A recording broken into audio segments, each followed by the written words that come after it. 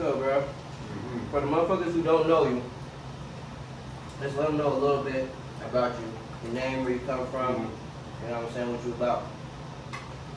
So, to the camera, my name is Oleg. I started SOS, clothing brand, streetwear, and hip hop influence in SF with my bro Axel. Shout out Axel. As far as SOS, what does it stand for? And like, how do you guys come up with the brand? We gonna call it SOS, because I know what SOS means to me. To me, it means nigga in trouble, help. Exactly. You know what I'm saying? So, exactly. How did y'all, incorporate that and everything and make SOS? So SOS started, I'll always remember the day, it was in January 2015 that day, and me and my friend we basically had our homie doing like tattoos. He just started learning how to tattoo, right? So me and my homie Axel, we didn't really know what we wanted to get tatted, but we kind of wanted a matching tat, because I was like my best friend back then to this day. And we were like, right, let's get like a little skateboard on our legs or some shit, like matching. I still have it right now, and it's like, I didn't know if that was a good idea or not, but we wanted to put something else on it. So we just said, okay, let's put like SOS, that sounds sick. Like, let's just put that on top.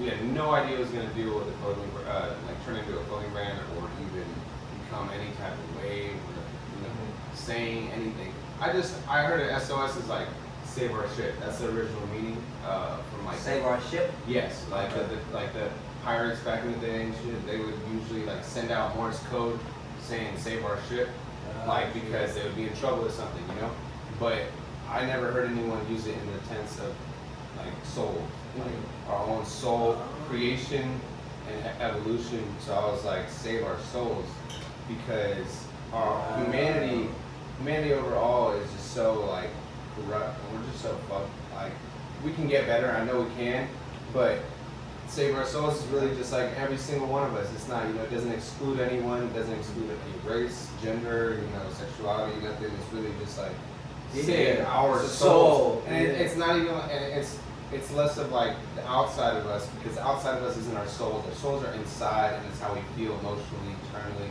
And that's the most saving we need more than anything. Nobody needs to like, get a nose job and save the way your face looks or some shit, We're saving our internal selves. So I think save our souls really just like resonates, and it always will resonate with the world really well. That's why I have a lot of trust in it blowing up. At one point, blow up is the quote unquote word we use, but like, I don't even see it as that. I see that as just making it to where I want to be. Exactly. And creating the message that I want to be created. It's all up to us what we, what other kind of like associations we put with SOS, but everyone will, as long as they know what it means, I think they'll always get the concept. What I wanted to know was, do you draw as well? I do draw, but not as much as my partner. He does most of the graphic design. I really do a lot of just like the brand coordination and like creating the clothes a lot, because we're not always together. But when we are, we do a lot of stuff together. We sew together, we screen print together, all that. But for the most part, since most of the materials are in SF and he's in Davis for the past 4 years at least, I've been like trying to put as much work for us as we can, because it's hard to do it from 2 different cities. I'm not gonna be shipping shit back and forth. I got it. I can make it happen. You just gotta spend that time. Dedication, do it, make it happen. But he's the design guy.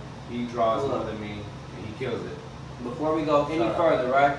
I want y'all to look at my nigga. My nigga is so fucking dedicated to this shit. He got it on his arm. Like, a lot of y'all niggas say, oh, I do this, I do that. Bruh, you don't got it tatted, bro. I don't need a face tat either. You see what I'm saying? I don't need a face tat. Right there. My man ain't going hard for his shit, because he believe in it. Like, that's some real shit. It was not there last time. That's some real shit. Yeah, it wasn't. I didn't see it. Thank you. So, you know what I'm saying? I keep telling people like, yeah, I'm gonna get the mermaid tatted on me and shit, the grand scheme and shit. Okay. I'll get it tatted on me, but I don't like tattoos because I'm dark. And I don't want a motherfucker to come up to me and ask me what it is. True. I see what you mean. I want you to be from way back there and be like, oh, that's a mermaid. I mean, I got light skin, but people still don't know what the fuck is on my arms. And they're just like, you know what? I can explain it to you if you want to like talk about it for like 10 minutes. I think all my stuff folds into a story.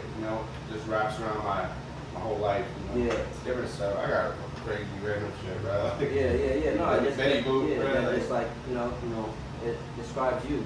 Exactly. So would you say that SOS and the whole brand is it therapeutic for you? Oh yeah. Yeah, 100%.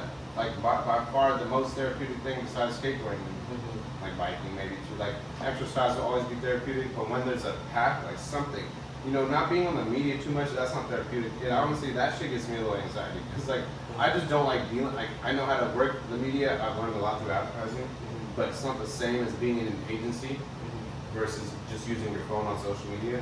So it's like it gets stressful with the media, but when you're actually doing the work, like I make all my clothes, none of it is manufactured in China, nothing. We do runs of 30, 50, 20, 15, whatever of the pieces, and I work with my friend as much as possible, but sewing, I'm telling you, sewing is a therapeutic thing.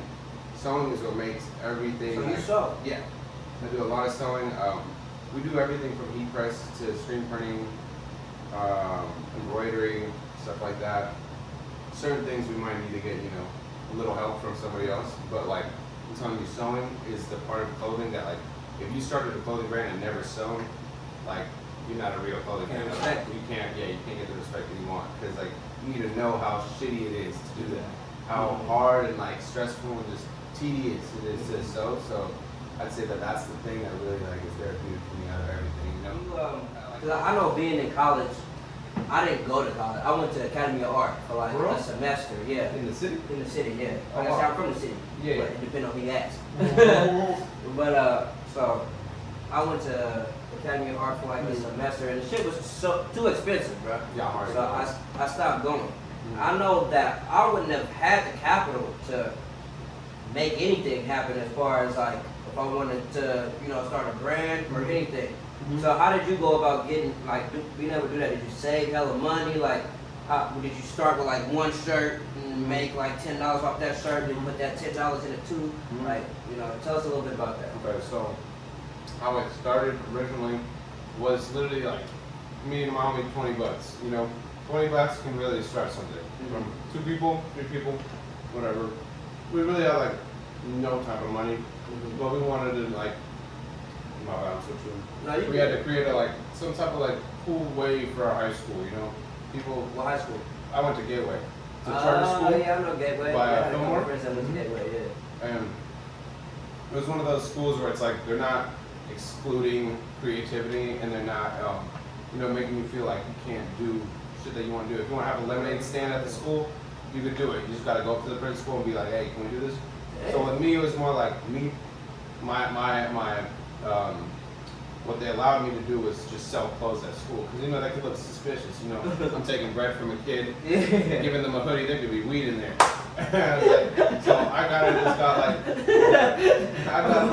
that's right though. That's hella no, you know what I mean. So I got the go-to for selling clothes at my school, and with that $20, it was really nothing, but we at least got a cool run of t-shirts going, and then started to make a little bit of profit. And then I think it was second year, not even second year, probably first semester of starting the brand and stuff. I entered this whole business, entrepreneur startup type thing that my school was offering. They were gonna give some kids, 3 kids, $1,000. Well, not 3 kids, I think it was 2 or something. Yeah, 2 kids, $1,000 to start their own brand. And obviously I was interested instantly, so I'm like, yeah, a K is a lot of money, I went in instantly. Without a doubt, just I had to, it was just I knew something was going on in my mind where I was this could be the time to use this bread cautiously and smart. So I got the bread. Won that little contest or whatever. Yeah. But of course I didn't do what. Oh shit. So I ended up splitting the bread with my homie, and we kind of spent on personal items. Kind of came to the conclusion that we spent too much. We were just juiced to have that much bread at the time. Yeah. And we still had money to make the clothes. So even though we didn't use it all, if we did, we would have been it would have been way different right now. But of course, if you get given a $1,000 check, be careful with it. So I wasn't. We moved on and just started building it from there. It's from drop to drop, profit real kind of just rose over time. And yeah, I mean, we've taken a lot of losses and wins to show. Certain pieces will have a crazy profit range compared to other pieces. Depends how you price it and how good the quality is, whatever, you know. We would mess up a lot, you know, like messing around with different like distributions for just the garments themselves or something like that, you know. But it's fluctuated, bro, since all the way since 2015. Like, if I were to say the amount we have, I don't even want to, but you would be surprised because it's not what you expect. You know what I mean? Because when you have a business, nothing is given to you automatically. You really have to work for all your profit. All the profit does not come instantly, you know, unless you're just out there selling t-shirts on the street, which I never did really. I've done pop-ups before, but I've never like, you know, just put myself out there like that, you know. That was in high school when I would literally go up to homies and, bro, you want to buy a t-shirt? Bro, you want to buy a hoodie? And they would be down because, you know, when you have pocket money from your parents, it's just stranded there in your pocket and you're like, you know what, I'll buy something. And that's how it kind of built up in high school. And when I got to college, we kind of just started really structuring drops, making it online available, having a website, everything. And that's when I think it started to spark a little more, you know, started hitting different cities. And now it's different states, and it like blows my mind because, you know, we're already almost 6 years deep. And, you know, some people can hit internationally in the first year, but we didn't. But look at it still, it's like slowly but surely you can make it out of your own city, you know? Yeah, 100%. And knowing that you got product that you made in Virginia or whatever, Atlanta, it's like, that feels good, you know? And you just keep moving from there. And then soon Tokyo, soon France, you know, soon I want some shit in Africa. Yeah, when that shit hit Korea. Exactly. So, and K-pop motherfuckers wearing that shit. Exactly. That's when the word gets out. That's it. It's over. International. Yeah. So what was it that, like, how did you win the contest? Or what did you draw? What did you do? Honestly, I'm trying to think. So basically it was really just like a Shark Fish kind of thing. I mean, a Shark Tank. Shark Tank type Yeah, shit. so it's like kind of just pitch what you were going to do. And we really just said that we have a brand, SOS. It kind of means something like Save Our Souls. It just kind of maybe hit them, you know, right here. And they're like, damn, these kids really I would have gave you $1,000 too. These kids really trying to do something with the message of the brand. And I think the other person that won had some other cool business idea, but like the rest were kind of just like scattered, didn't really have a plan, you know. But we already had the ball rolling a little bit, but not too much, but enough to like pitch something. And I guess we just won because they like this. I guess. There are 2 students in the whole school that are actually making a business happen at a young age. You know, we're at the time 15, so it's like that's not that, you know, it's not very common. You don't see young kids. That's hard, not at all, bro. Yeah. Cheers to that. Man. Straight like that. Exactly. So what about people who are like just starting? Like, do you think that it's more important to focus on the quality of the t-shirt, or is it more important to focus on, like, you were talking about subliminal messaging, or like the actual, you know, logo, or what's more important when you first start out? Okay. I think if you're just started, don't even worry about quality, honestly, because that's what we did. We wanted to worry about that, but it went the wrong way because then we would only get a couple of items. You know, you want to spread the word in the beginning. So if you have to, you know, get Gildan tees, whatever you got to do it. So we started off in, and that's where you get everyone in your stuff, you know, because they already know it's a startup brand. They already know that you're just starting. This is your time to take advantage of Gildan. And then after that, a couple months later, you want to boost it to the next thing. I don't know, like fucking Kirkland. Yeah, exactly. So, you know, I'd say for anyone that's starting a brand, I respect you out there, but yeah, just rock with some Gildan for a little bit. You know, just make the best out of it. You know, get mass. And what should they focus on? They should just focus on marketing. That's what everyone in this era should be focusing on, is marketing and advertising, because that's what any artist or, you know, any person who wants to get a name out there, any type of name, service, product, whatever, is going to do. Because marketing right now is the most crucial thing to just hitting different target audiences. How do you expect to hit different target audiences if you're just at your school or, you know, in your community, you know, just hitting like 1 or 2, you know, different people here and there trying to sell your product, whatever. You need to get large. I still haven't even done it fully. I just got out of college, finally can put all focus into marketing and advertising. That's when you can take advantage of the phone, the thing that is literally in your hand, and like sell stuff all across the world just because you knew how to market it and target the right people, different countries, different cities, whatever. So when you're, you know, young in the game and just started a brand, just start doing that. If anything, you know, you know, you got to get ahead of the curve in that sense, because we weren't back then, you know. And even though we had an iPhone back then, Instagram wasn't popping like that back then. You know, it was just like, oh, it's cool to put selfies and shit on here, you know. But nobody knew how strong it was gonna be. The people who were smart in the beginning did it the right way. And now look at all these Instagram influencers or YouTube influencers. They all had trust and faith that that platform was gonna get them somewhere. Soldier Boy. Soldier Took Boy. Twitter to the next level. Man, that is a fact. Fact, straight soldier shit. Thank you, bro. Get your plate for you, you feel me? So, to close out this section, I just want to know who, as far as clothing goes, inspires you, and what is your favorite article of clothing in general? Okay, I'll start off with who inspires me most. So, anyone, honestly, from corporate brands like, you know, Louis Vuitton, Christian Dior, you know, things like that. Those are the cool brands that always like inspire me just by the quality and how it looks, the types of like models they put them in, you know, the innovation in their like in their runways and stuff, you know, whatever. But like the one guy who inspires me to this day, even though I'll give two. So Supreme still inspires me. You know, as much as people want to hate on Supreme, that was started by a skateboarder.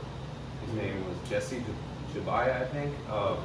He started Supreme as just a regular skater in New York, and of course New York's a whole different city than San Francisco. But he did that on his own, created like a whole collective of like skateboarders that like just really like clothes, regular clothes, whatever. But now look at it. Supreme is a multi-billionaire, you know, company. Maybe not billionaire, maybe a billionaire at least. And you know, they're working with Louis Vuitton and stuff now. You know, something that was streetwear, skateboards. Yeah, skateboarders started. Yeah, I'm a skater, so like I'm starting my brand. I've already started it years ago. That's kind of like the goal. So I guess the transformation, I'm inspired by him. Okay. I'm inspired by Supreme for sure. But as far as fashion and aesthetics and creativity, this guy named, I forget his name, but the brand is called 99 Percenters. Okay. They are from 99 percentage or percentage? Percentage, so Percentis. Okay. So they're from Korea, and they just like, they blow my mind with all these different like, just crazy like combinations of color and like just like kind of like emo goth, but also really trendy and cool. Okay. And not too much. It's like a lot, but not too much. Check that out. If I were to show you, you would like it. You would like it. And so they've been doing stuff for a while now, but they have like a really cool story as far as how they kind of expanded in Korea and stuff. So I'd say just overall being inspired by fools that didn't give a fuck, because they came on the internet just like so emo and low-key scary and goth, but like all the clothes were hard. So you thought that like, all right, so these guys are insane, but at the same time they got a vision, you know? So it kind of teaches you that you can't judge a person by what they look like, whatever, you know. You don't know what they're creating behind the scenes either, you know. You could be a genius, you know, in that sense. So that's definitely my favorite brand out right now. Okay, for sure. Besides SOS. If you guys heard of them. SOS. And what did you say was your favorite article of clothing? Our favorite article of clothing would definitely be jeans. Jeans? Jeans, yeah. Right. I love jeans. And I like, specifically, I like you know, 70s jeans, you know, like Levi's, you know. You like them bell bottoms? Yeah, I like bell bottoms too, actually. She gave me some Jabots the other day that are kind of bell bottoms? Yeah. What? Yep. Where are you find those at? Depop. What? Yeah. The fuck? I need to see those, bro. They're hard. I was gonna wear them today, but they're a little sweaty. Damn. But jeans for sure, just because. Yes, Brad. Like people don't know. People don't know. I thought she was too young for the Jabots. No, I was never too young. When we was in high school, everybody like that was. I didn't have Jabots because nobody was gonna dare pay $100 nothing for no jeans. Yeah, but also I think they were too baggy for people. Like, it was too much. Like, well, back in the day they weren't, because that's all we was doing. Like when I was in high school, you know what I'm saying? Like that was the thing. If you had some tight jeans on, what the fuck is wrong with you? You better take you and all these weird motherfuckers and go that way. Our jeans coming like this. I say like this, bro. Back in the day, skinny niggas was wearing husky jeans to fit in, and today, husky fat niggas wearing skinny jeans to fit in. You feel me? That is a fact, and I've seen it so much that it doesn't make sense to me because I feel like you guys are the type to like make us back in the day. You know what I mean? It's like, all right, like I think anyone can wear whatever. You know, I used to wear skinny jeans like in middle school, and I don't know why I thought they were cool. I think I was more on like some punk vibes, Green Day, trying to wanna be like, but. Yeah, Jabot's wrong. Yeah. Jabot has also really. that. I'd say I'm also just really inspired by Jabot then too. Okay. Because like they're from France and the way they kind of came out into hip hop culture was so raw, bro. Like and it was every nowhere. rapper had them. I as a kid, I had a little pair of Jabots. Like my parents Baby put pair me in a Jabot. baby pair, literally when I was a kid, and I want to see those photos, but I don't know that. But Jabot's definitely legendary. Okay, for sure. That's hard, bro. All right, bro. All right, So, guy. we didn't talk a little bit about where you from, what the SOS is about. So now, bro, it's time for the drinking. Feel me? So what I'm gonna do? This is about the bag. What I'm gonna do right now is pull out the scheme bag. I'ma get it off the muscle. If I ain't got it now, guaranteed I'ma hustle. Try and take mine, little nigga.